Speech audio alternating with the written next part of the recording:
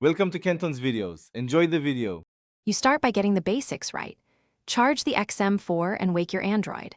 Press and hold the power button on the headphones for about 7 seconds until the indicator flashes blue and red, which signals pairing mode.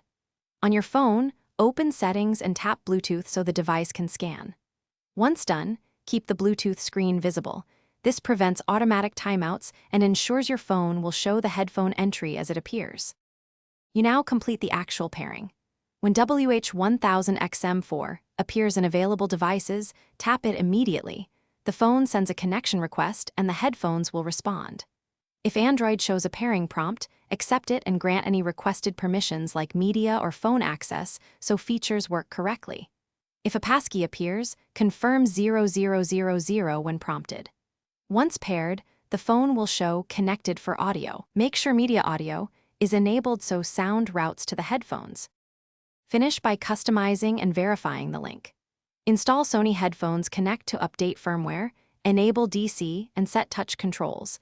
This improves performance and explains why some steps mattered.